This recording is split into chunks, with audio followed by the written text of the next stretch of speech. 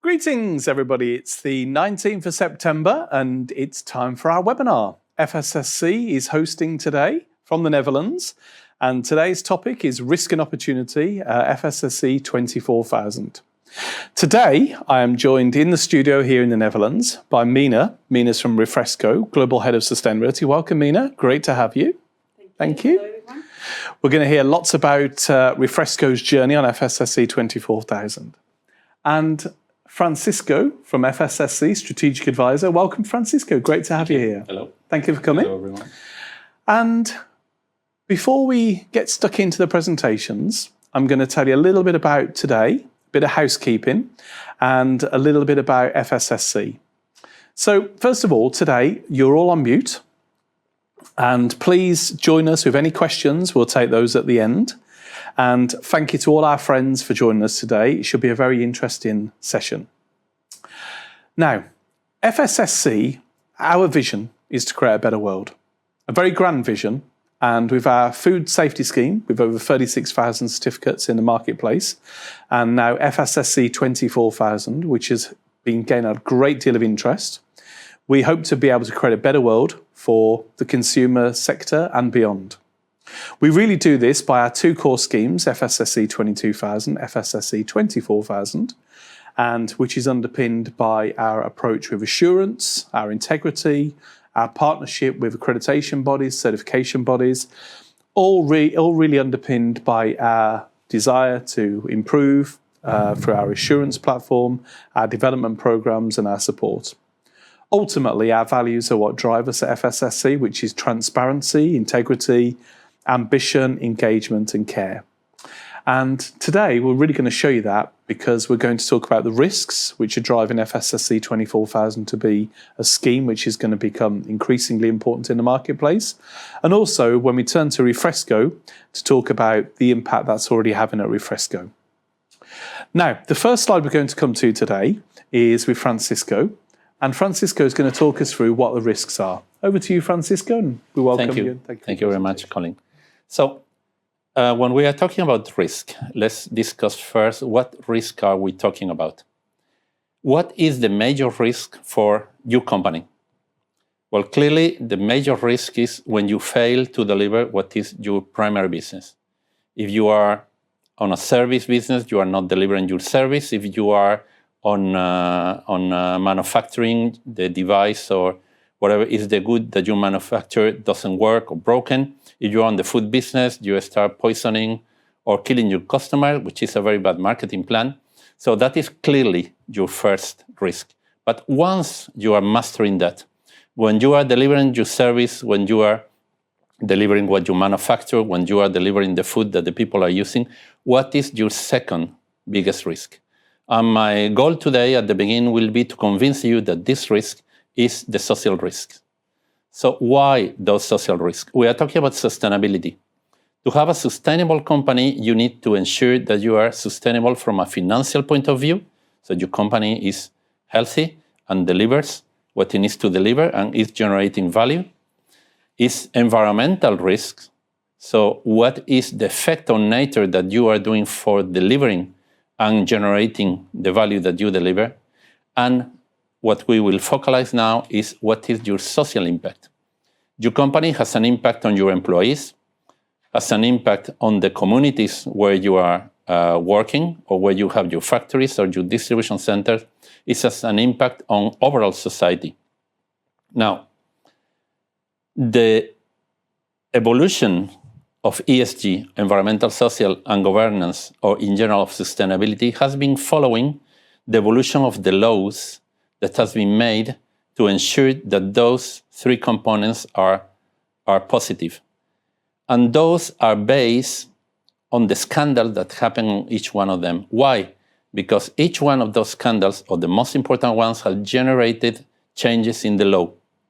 Why? Because politicians, they don't make laws ahead of the game. They don't take the risk to go and cut the freedom of the people for ensuring the security or ensuring the reduction of risk. They do that always afterwards as a reaction to something that happened.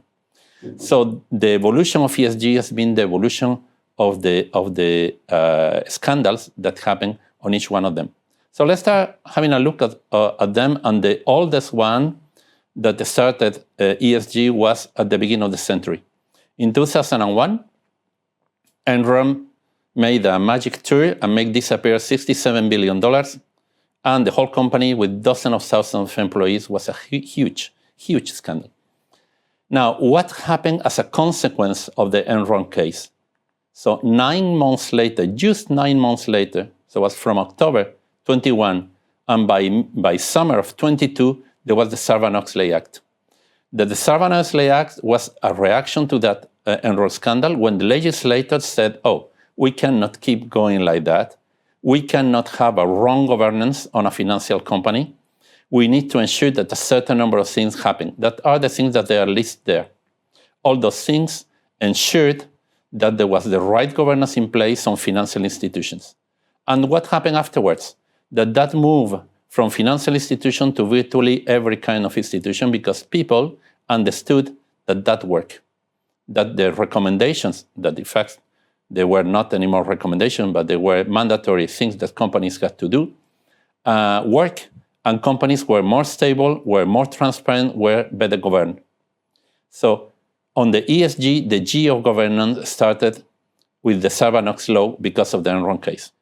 Now, talking about environmental issues, maybe it's not worth to talk too much about that because everybody knows what's going on with the climatic change. This is on the press, this is on the thoughts and on the words of everybody around the world. And there had been reactions to that it was all the COP and the COP21 in particular, the Paris Agreement, and in particular the US Sustainable Development Goals for 2030 that we will talk again later at the end. In fact, the environmental part was the engine of the sustainability train, if you want, that is pulling the whole environment and including the social. That came first, and it was over the last years, is the part that has been pulling forward. So everybody is aware, and all companies in the world, they are doing things related to the climatic change and the Paris agreements. Now let's talk about the social side.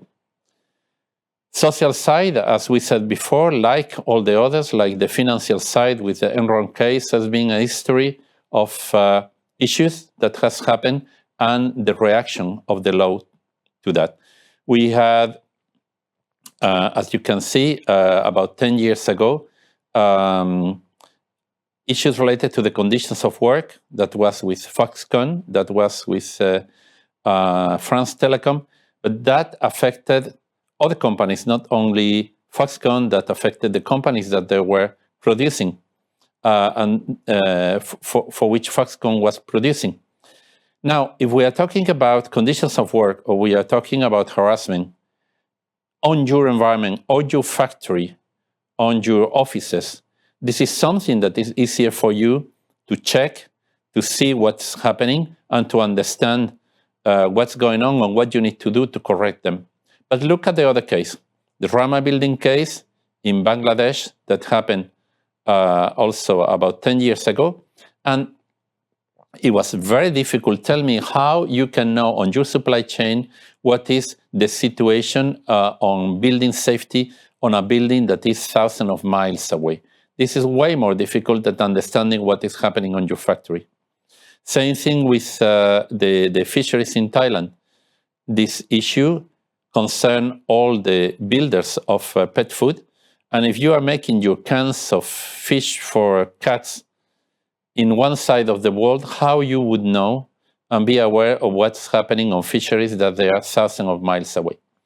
So that happened that on the social side, the concern starts slowly moving from what is happening on the environment of a company to what is happening on the supply chain of a company. And that is a key learning that happened over the last years. So if we resume these social issues, I think there are two key points to take out. The first is that the effects on your reputation is the greatest. If you have a financial issue, you can cope with it. If you have a fine or if you have a financial loss, you can recover from that. If you have an environmental issue or if you have an operational risk, you can, operational in particular, you can cope with that if you have a factory that stopped for a week, or if you have a distribution center that cannot operate for a few days, you can recover for that. If you have a reputational issue, that can have a very big impact, because we are talking about the trust that people has on your company. We are talking about your reputation. And the trust of your customers is very difficult to recover, in particular when you are on business that they are specifically sensitive and related to trust, like food. But there are other environments where the heart or the core of your business is the trust of your customers. And if you start having boycotts from consumers, you start having NGOs that goes on you, investigations from the government, becoming the pariah of your business and losing relations with other business on your branch, you can really go down to bankruptcy, which is more difficult to happen on other kind of issues. And the second major idea out of this that we have discussed now is that it's your supply chain where your major risks sit. It's not on your own company. You control your company, you're a responsible company, you know what is happening inside your buildings, but understanding what happened down the second or third layer of suppliers on your supply chain, this is more difficult to know. And this is where the risks are sitting. So then what FSSC 24,000 can help on reducing that? Let's see what has been the reaction by the legislator to those scandals. So that has created pressure on societies. People talk about those issues. People get outraged about those issues. And politicians, they are listening what the people are saying. Politicians are sitting on the parliaments and they're writing laws. So they're having an evolution in legislation to cope with these social issues. And there are many laws, in particular over the last 4 or 5 years, that has been appeared. And I will mention you just 2 or 3 that they are on screen, because they are the most impactful ones. In North America is this Canadian Bill 211 that is addressing specifically child work and forced work, forced labor, and child labor. But this law is affecting Canadian companies and companies doing business in Canada, so USA companies a lot, the European companies as well. And then 2 laws from the European Union that they are key. The one is about reporting, is the Corporate Sustainability Reporting Directive. It's a directive that was converted into national law and started in action on January 2023. And this law is requiring companies to report on what they are doing on sustainability, both on the environmental side and on the social side. Now, companies in scope, they need to generate this reporting and demonstrate and show what they are doing. And of course, those documents are auditable. But in particular, the second law, the due diligence directive, Corporate Sustainability Due Diligence Directive, that is asking companies to demonstrate due diligence on anything that relates to environmental sustainability or social sustainability within their supply chains down to the end level, down to the bottom of their providers. Now, this law, it was discussed over last year. It was agreed on May of this year. And that means that for the next 2 years, so until summer of 2026, they will be converted into local laws in all the countries that they are members of the European Union. And from that point on, people on scope, and this is a scope that will evolve over the following 3 years and will get larger and larger. At the end, it's about 5,500 biggest corporations in Europe or operating in Europe that they will have to demonstrate due diligence down to the nth level. This is not something that you can improvise over the last 6 months before, so you better start looking at that now if you are in the scope of this law. And we had other seminars discussing in particular this CS3D directive. So why they are doing that, and what is common to all those laws? We have other laws in Africa, in Asia, in India, in many other parts of the world that they are now developing. What is the impact of this law? The first one is a legislative impact. The European Union has a very large legislative force or power. If you look what happened with the law for data privacy a few years ago, these laws and this directive started as an European directive, and today de facto has become an universal one, because most countries have either applied the European directive or they have generated their own law inspired by the one of Europe, and they are extremely similar. And this is still growing, and now is de facto kind of a universal law. Every country is managing data protection on a similar way. So we believe that the same thing will happen with this. Why? Because of the interaction of the companies. If we are asking a company to demonstrate due diligence on the social side, on the environmental side, they will do that for itself, and they will do that for all the other companies that they are providers. If we are talking about the biggest companies or companies from other countries operating in the European Union, that will do a snowball effect. What do laws have in common, and what is what they're asking? At the end of the day, they're asking something that is familiar for people that know ISO.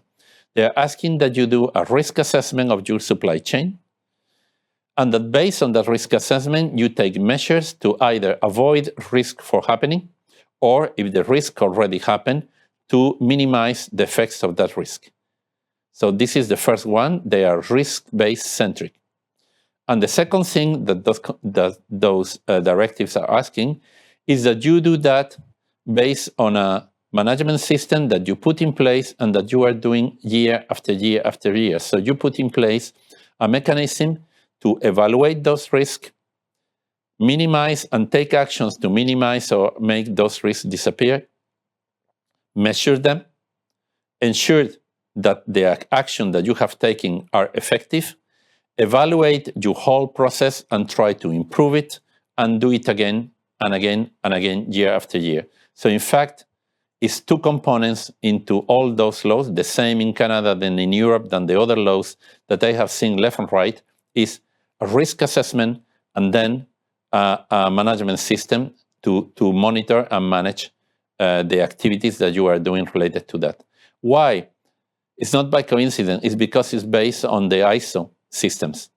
ISO proposed exactly that, and ISO is a proven standard, it's a proven way of work. There is more than 1 million ISO 9001 and other certifications worldwide, where it has been year after year proven that when you do on this way, you are really managing and eventually minimizing your risk and addressing your risk.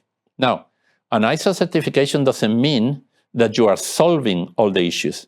That only means that you are paying attention to them, you are aware of them, and you are working to minimize them, and year after year you are better at what you are doing.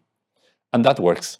And this is why FSSC have applied the ISO way of working and have made audit scheme based on the ISO harmonized structure for 22,000 on food safety, and now with 24,000 on the social sustainability.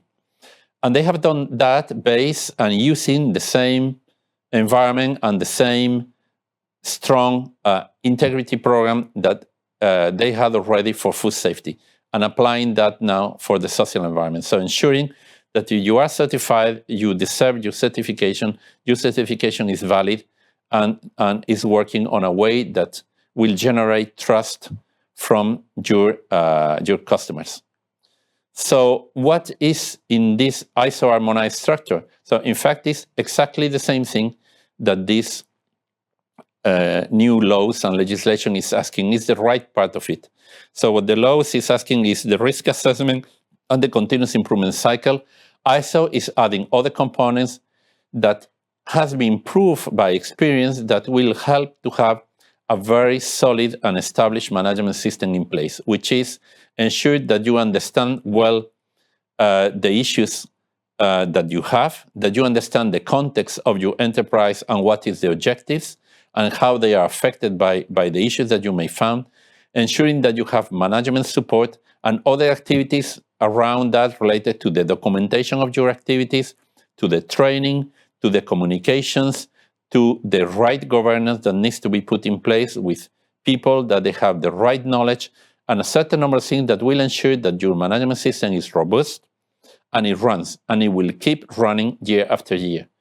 If you do that on your own, you can, but nobody guarantees that after a second year, it starts not being so good, and after 3 years, it's all away on shambles.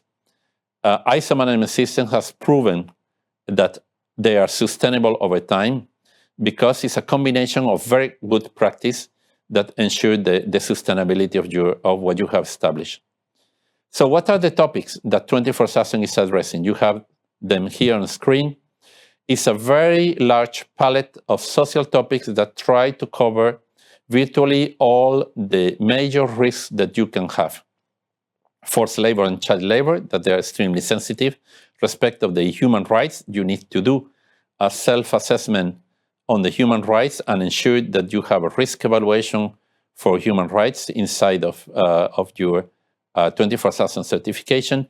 And then other topics like freedom of association, discrimination, fair treatment of workers, so things that relates to, in fact, conditions of work and conditions of employment. And of course, you need to set a grievance mechanism that most companies, they already have in place to ensure that those issues, they keep flowing in parallel to the observations that you can have or the things that you can identify on your risk assessment. So those topics are touched, let's go and say, in a very wide way, but with deep enough to ensure that your major risks are covered. Here you have an example of the controls for a particular topic, that is freedom of association. That is nothing spectacular, but is what you should expect as a minimum set of things covering this topic in your assessment. Now, like on all ISO standards, on the way that the risk assessment and the management system is run, this is just a minimum set of things that you have to do and that you should ensure if they are applicable. If they are not applicable to you, so you can disclose that this is not applicable or you don't do it. But this comes on addition to other controls that based on your risk assessment you may have identified and you believe that you need to add, because looking at your activities, those come from specific risks that your activities generate. So at the end of the day, two certifications on FSSC 24/7, they will be running a different set of controls if they are used on two different companies, because everyone has different activities and will generate different risk. And that is the beauty of it, is that your implementation of 24/7 will be specific for you. Those controls are a baseline, but your risk assessment will bring on other risks that you need to cover. Now, what are the opportunities? So clearly, being certified will cover those requirements. In fact, they go beyond, because it's not only putting in place what those laws require, it's ensuring they will guarantee that you have that done on a very robust, on a very effective way. Now, there are future laws that they will come, and they are in preparation on many other countries. That will not stop here, because, as said, there is a demand for this. That is a very strong trend coming from the evolution of ethics and society. So you will be ready, because most of the laws that I know that they're in preparation also, they follow the same approach. Legislators, they are not so inventive. They are just copying things that they know that works. So most laws, they are doing that, or they are doing that because they want to be compatible with CS3D, because they come from countries that they want to export to the European Union, or they want to export to other countries where these laws are already in place. If you are an early adopter, in fact, you can use that on a positive way to differentiate yourself from your competitors, because you have this certification, you are generating trust, and people can go and say, well, I will stop auditing you because you have this certification, and I trust that if you have and maintain this certification, I don't need to audit you. So that this can reduce, certification is a way to reduce audit fatigue. I will finish with this slide because on top of what reasonable companies do, that is be responsive to risk, if you are convinced doing that is doing what is right. We know and we have evaluated the impact on the Sustainable Development Goals of 24,000, and as you see on the screen, is touching and has a positive effect on many of those goals. So doing 24,000 is doing what is right for your company or for the sustainability of your activities. And with that, I will pass the word back to you, Colin. Thank you very much. Francisco, thank you. That was an excellent presentation, really informative, and we've had some great questions coming in actually while you were talking. So we'll come to those in the Q&A section. And now we're going to turn to Minna at Refresco. Before Minna speaks, it's important to note that you were the first European organisation to achieve FSSC 24,000 certification. An amazing achievement. Thank you very much for your support of the scheme. And now we're going to hear all about it and your journey and why this is a great opportunity for you. So thank you, Minna. Over to you. Look forward to your presentation. Thank you, Colin. As Colin said, my name is Minna Lyijynen and I'm Head of Sustainability at Refresco. So what I wanted to cover today is to first tell you a little bit about Refresco, because you might not be familiar with the company. I'm going to explain what ESG, so environmental, social and governance, means to us, why it matters to us. And then I'm going to focus on our Bodegraven facility here in the Netherlands.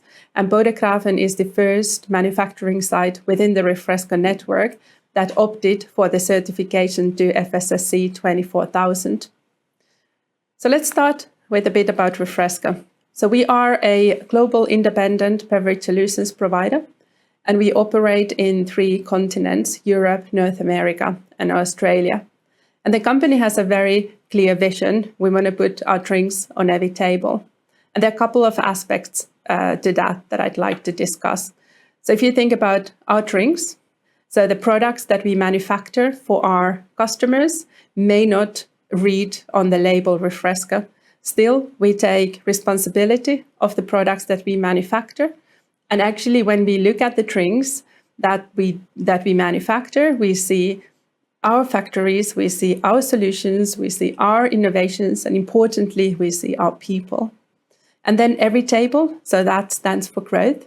So indeed, we operate in Europe, North America, and Australia, and we want to continue to grow. And a key additional value driver to that growth is also how do we embed and embrace ESG. And in this case, also, that's why we are looking for new ways of embracing ESG and social responsibility. To give you a feel for the size of the company and the customers, so we produce over 14 billion liters of drinks. We employ over 14,000 colleagues, operate 75 manufacturing facilities that are across 13 countries.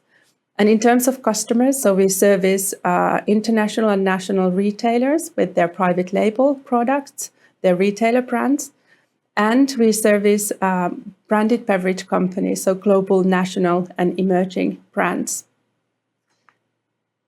And the business is focused on 2 channels, so retailer brands and contract manufacturing. And the retailer brands part of the business is about 60% of the total. And that's all about tailor-made solutions for hard discounters, full-service retailers, and buying platforms. And contract manufacturing, that's about 40% of the business, and that builds on the ongoing outsourcing trend by brands, and also brands looking for supply chain partners who can service them across multiple markets. And on the center, you see the breadth of both packaging and drinks that we manufacture for our customers. So that's about Refresco for your context. Let's now focus on Refresco Bodegraven. So Bodegraven is one out of 6 manufacturing sites that we have in the Benelux market. And actually, it is one of the first sites within the Refresco group. Today, they produce a full portfolio of non-alcoholic drinks into those 2 customer channels. And we employ about 170 people. Really importantly, the plant management team has a very strong focus on ESG, and especially on the people aspect. And they've, in the past years, taken major steps forward in all aspects of making the site safe and great place to work. Hence, it was also for us a solid starting point to pilot the FSSC 24,000 scheme and see how it works within our company. So let me try to explain why did we go for the 24,000 and how we also, or how it can also help us to position social responsibility as an opportunity for the site. So there are actually 4 aspects to that. So firstly, customers. So we have key customers who require and expect a social management system, a strong system. And because we service such a wide variety of customers, also their needs and requirements in terms of social criteria differ. So for us, it was important that the 24,000 is also recognized by the Sustainable Supply Chain Initiative. Then secondly, markets and legislation. As Francisco already discussed, legislation is changing at a fast pace. And we believe that the 24,000 gives us a good, solid platform to address those legislative changes, whether it's on reporting or actions around ESG. And then manufacturing and supply chain. So as a manufacturing company, safety, of course, is a really key priority for us. And we want our people to feel safe and be safe at all times, at all places. And also we want to create a workplace where people can fulfill their potential and feel welcome and can be safe, as said, all the time. Then another additional reason for us to go to 24,000 was that it builds on the existing management system at the site. So in fact, the Bodegraven site had already ISO 9001 that demonstrates that they can continuously provide products that meet customers and regulatory requirements. And on the environmental side, they have a 14,001 to manage the environmental aspects of the business and to improve on those. And the FSSC 24,000 really fits here because it too is a ISO-based system. So we believe that with this combination, we can again continue to meet those evolving customer and other stakeholder needs and requirements. So if we then look more closely into the actual journey of the 24,000, so we started to look into the scheme and the guidance documents last year, so in 2023. And many of the requirements in the scheme were already in place at Bodegraven site because it's also been verified and audited against other social standards, and also is regularly audited by customers.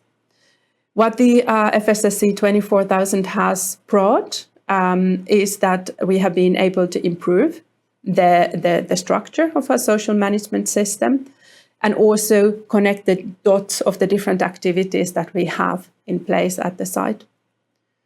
So 24,000 is very much risk-based approach. So also we started with the identification of and assessment of risks.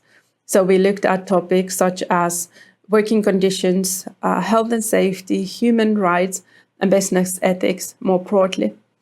And from there, we went to define and agree, well, what are those key risks and opportunities? And also ensuring that those are then embedded in, for instance, the site's social policy. And then communicate and live it. So that's all about how do we make those priorities that we have in terms of social aspect. How do we make those relevant to our people? So this is, of course, something that needs to be done every day and day out, day in. And the site has built also a number of reflection moments. So, for instance, we have an employee engagement program, Great Place to Work program, and a survey which basically measures what people think about our culture, and also importantly, where can we improve and how can we improve.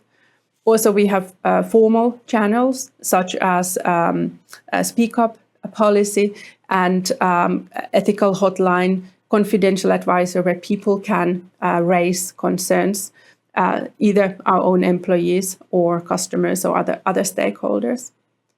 And really, this is all about improvement. So also, we have embedded the social management system in the site's management reviews and business plans going forward. And really here, what is important is that we put people in the center, and that there is a strong commitment and drive from the plant leadership team to drive these actions and make sure that this circle really is embedded in the everyday business. And a couple of other observations on the implementation in practice.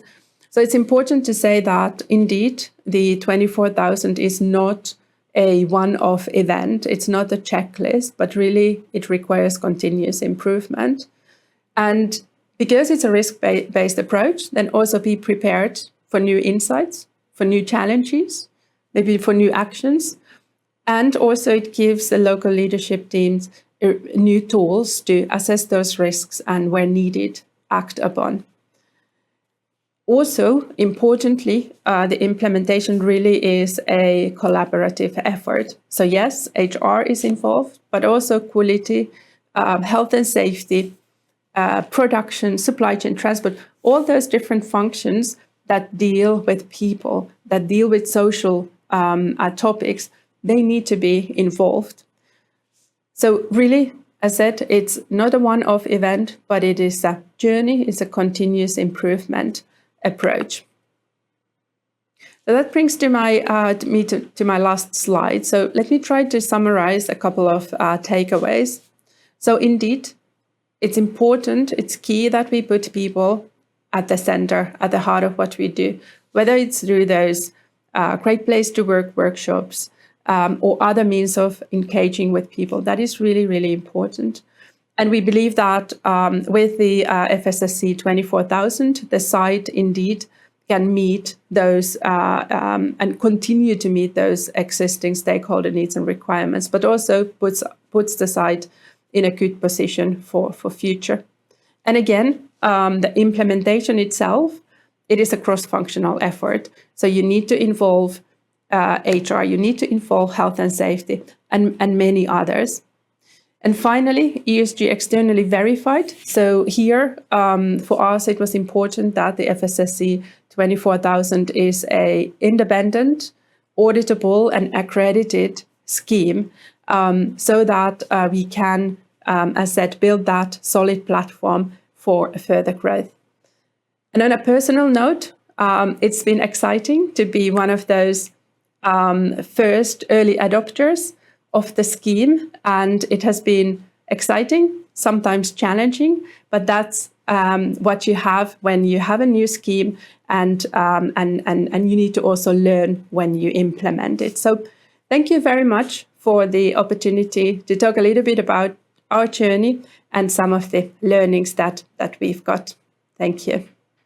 Thank you, Minna. So that was Minna, the Group Head of Sustainability at Refresco, and we really congratulate you on being so bold and taking that big step to be the first organisation in Europe to have been certified to FSSC 24,000. There's so many things to talk about from that. I think Francisco has a question for you in a moment, but I love the point there you made about the people being at the heart of everything, people being at the centre. And really, this is the essence of FSSC 24,000, is looking after your people well and using those people that are well looked after to make a great organisation. I think you put that so beautifully, and thank you so much for adopting the scheme and coming today to share that with us. And I think the way you've approached it, both at Refresco and today, should be an inspiration for many organisations, particularly like your own, but across the world.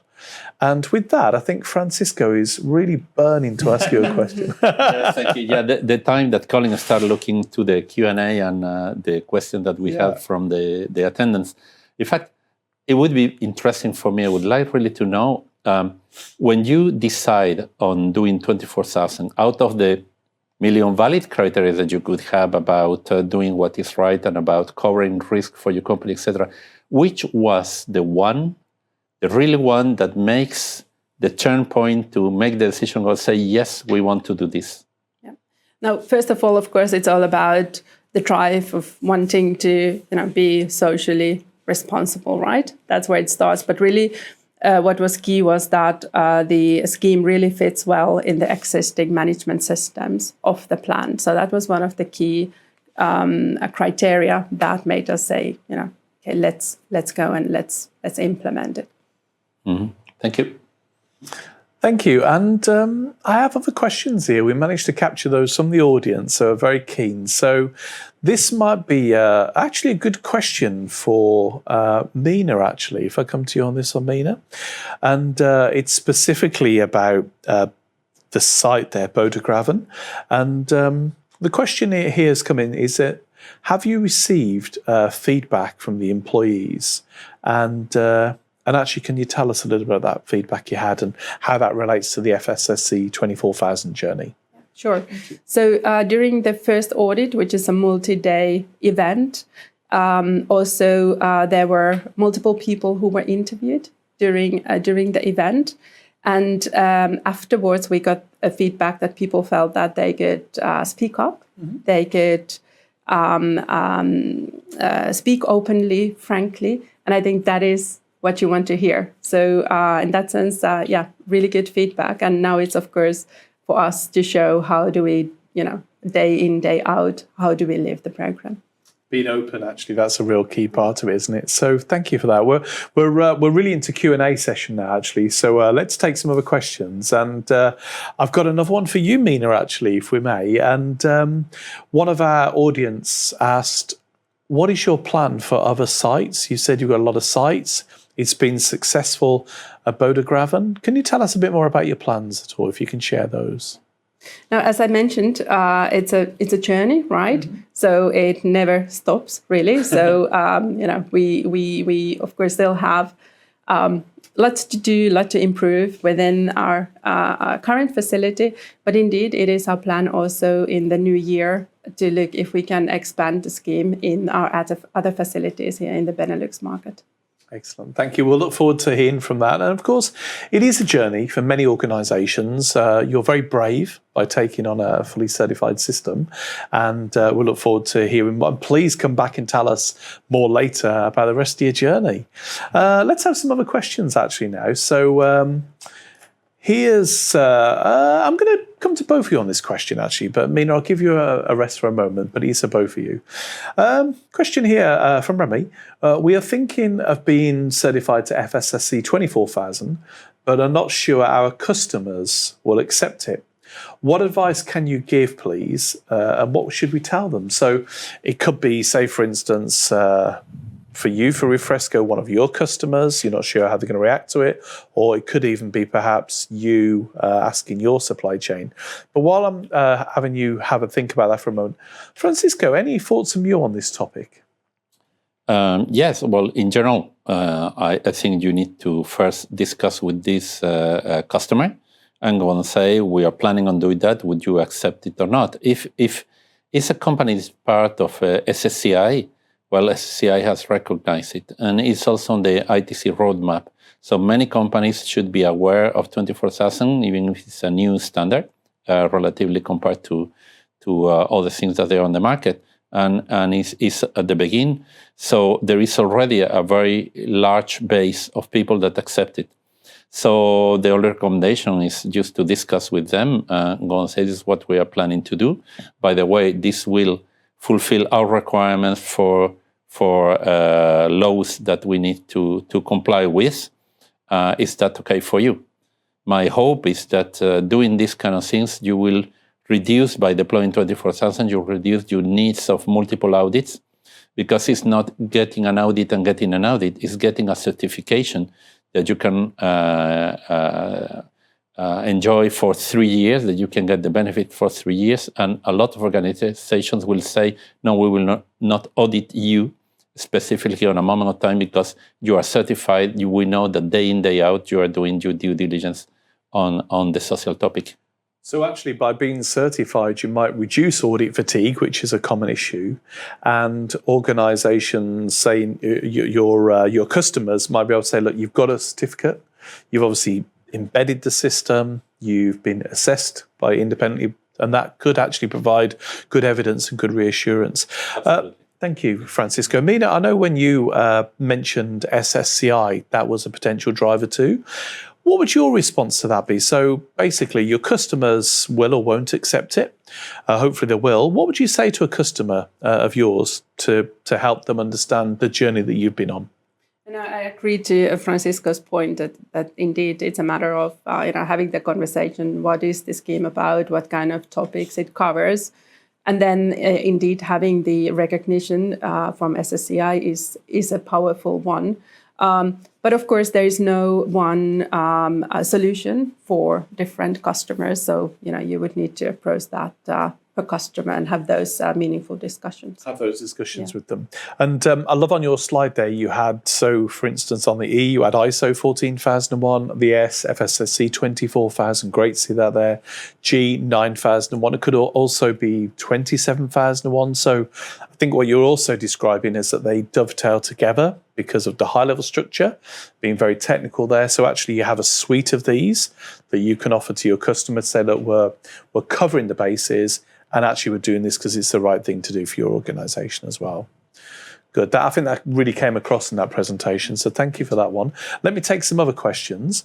Francisco, I'm going to turn to you for this one. Joe asked, how much is covered with FSSC 24000 of the CS-DDD requirements? So can you give us a little bit more insight into that as well, please?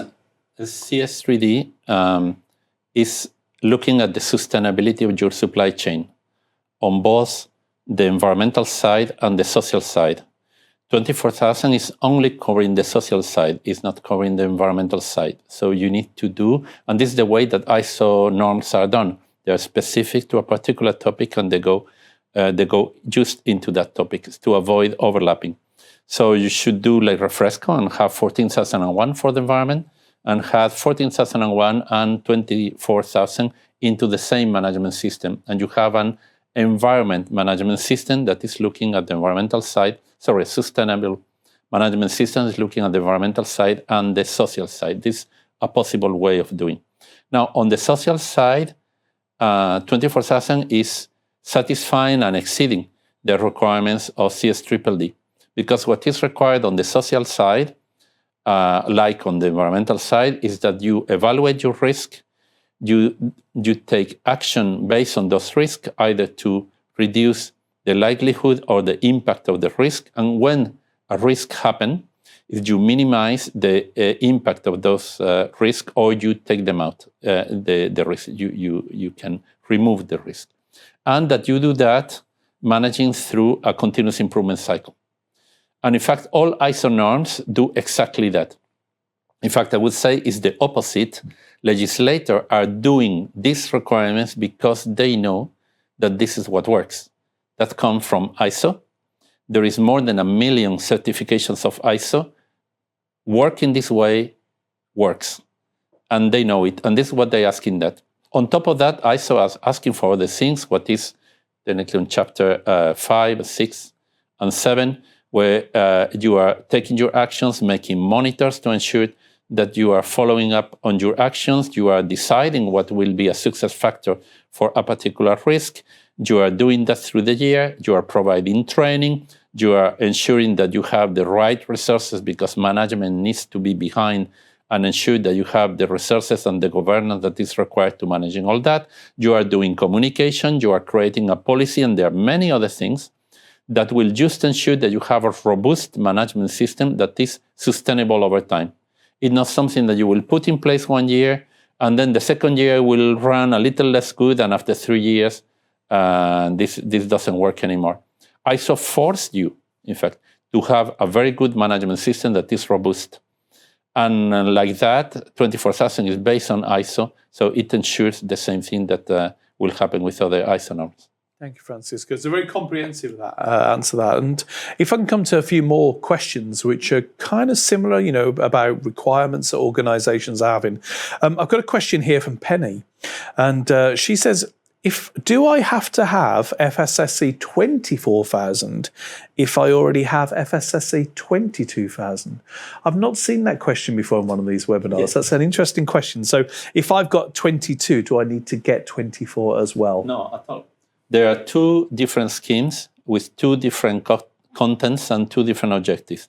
22,000 is food safety, and it only relates to food companies that they want to ensure a management system that is managing all the risks that relates to food safety. And that's it. This is what it does. 24,000 has a scope that is larger. In fact, it's all secondary and service industries. Industry and service sector, secondary and tertiary, except a very few exceptions. What we are looking on the scope of 24,000 is very broad. It's all social events related to human rights, related to building safety, related to equal opportunities. There is many things, conditions of work, conditions of employment, many things, many topics that relates to the social side. And that is applicable to an insurance company, to a chemical plant, to whatever, any kind of industry, electronics, services, lawyer, cabinet, so any kind of sector, logistics, they can use 24,000 for the scope of the social issues and social risks. Thank you, Francisco. And great question there from Penny, actually, the other way around. So I've got 22, do I need to have 24? I suppose it also depends on who's asking. And it could be, say, for instance, at some point in Minna and your supply chain, you may say to your suppliers in turn, we require you to have FSSC 24,000 as well. So what we probably will find over the coming months and years as more organisations adopt is it becomes the de facto scheme in the marketplace around social management. And with that, actually, another question came in from Romano, which was kind of similar about the chemical manufacturing, but it was the other way around the question. Oh. So I think we probably dealt with that there. So they're two separate schemes. Some organisations, particularly food organisations, if you're already 22,000 certified, you may then look to go to 24 to strengthen your position with your customers as well. I think we've got time for one or two more questions before we move to wrapping up. Question here is from Tan. Tan says, can you confirm that within the FSSC 24,000 audit cycle, there is an unannounced site visit? And I'm going to turn to Francisco for this one. And I think also for after you've answered, Francisco, we'll get a view from Minna on that as well. Yeah, so it's very short. In fact, yes. So you may have in fact, you will have an non-announced audit as part of your 3-year cycle. Very simple answer. Thank you. Why is that? Because it's a good mean to ensure that you keep you honest, and you are doing what you have to do at any moment. Auditors can disembark and say, raise your hand, drop the pencil, and we will check what you are doing. It's as simple as that. So it's a good mean to ensure that your management system keeps running day after day during this 3-year cycle. Thank you. And this takes us back to the point you were making, I think, Minna. So you're now going to have a situation at some point where you're going to have an announced visit. And how will you react to that for your 24,000 system you have there? Now, as Francisco said, I mean, you always need to have your management system up and running, whether it is on quality, safety, or the social system. So that is, as you said, as simple as that, really. So it sounds like you'd welcome that, Minna. It's a good opportunity for you to demonstrate that you're on top of the game, basically, and your systems are running as they should be. Sure. Yeah, thank you. Excellent. That's good. Great question, that one, actually. I really like that one. So people are now really thinking a bit more in detail about how it'll operate for them and thinking about how they will manage that, audits, etc. I think we'll finish on one last question, actually, if we may. And Francisco, I'm going to come to you again on this one as a strategic advisor for FSSC 24000. Koju asks, our company has been asked to be certified to ISO 26000. Now, and now we are thinking about being certified to FSSC 24000 to cover human rights. What would be the main difference? Well, there is a misunderstanding there because I don't know who wrote the question, but you need to check this out because you cannot be certified 26,000. 26,000 is an ISO norm that many other ISO norms that don't have a scheme, an audit scheme around, so nobody can audit you on that. You should take this norm as a collection of good practices that you can get inspiration, that you can take and try to deploy some of the points that they are into the norm, that you think they are valid for your company. And I know cases where people have done that and they have a positive improvement on their social events, but you cannot get audit 26,000. FSSC 24000 is the only ISO-based scheme today that is auditable. Thank you. That's a very clear answer. So, Koju, I would perhaps go back and speak to whoever is required, you to be certified to 26,000 and provide them Francisco's answer. And we'd be really happy to talk to any organisation that has any misunderstanding about this or any organisation that's asking you for 24,000 compared to perhaps 26. And we'd be really happy to talk to them about it as well. So good answer. And that really hopefully clears things up because I think we do occasionally get that question. And obviously today's no exception. Thank you both of you for answering those questions. We had quite a few. Obviously, we've couldn't do so many in the time we had, but great selection of questions. What we're going to do now is going to turn to the last couple of slides where we close out the webinar for today.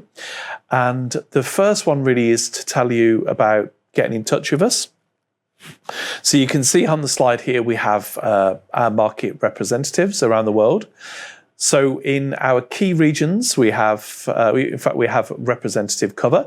So the map there shows you who all our team are. All of our market representatives can talk to you about 22,000 and 24,000. And we're excited to announce in the last month, we've appointed another member of the team, Alice Palfrey, who's our 24,000 Market Development Manager. And she can answer lots of questions from industry, organisations about been adopting the scheme for 24,000, and Alice will work happily with your team locally to be able to give you any information on that. We're happy to do more webinars with you and go on calls and talk to you about it as well. I'm Colin Morgan. I'm the Market Development Director, and I forgot my job title then, didn't I? It's been such an intense webinar today. Colin Morgan, the Market Development Director at FSSC. And one final slide to tell you about, and that's basically the save the date. On the 4th of December, we've got our next webinar, which is on packaging. That's 22,000. Again, we'll broadcast that from here in the Netherlands. And again, more details to follow. It proves to be a very interesting event. And we thank you all for your time today. It's been a good event and two great speakers. Thank you, Minna, for coming. Really appreciate it. Thank you. So good for Refresco to be the first in Europe. And Francisco, always a pleasure. And thank you for coming too today. Thank you. Thank you. And with that, we'll close today's webinar. Thank you for your time. And I hope that was useful. Please get in touch with us to talk about FSSC 24000. Thank you.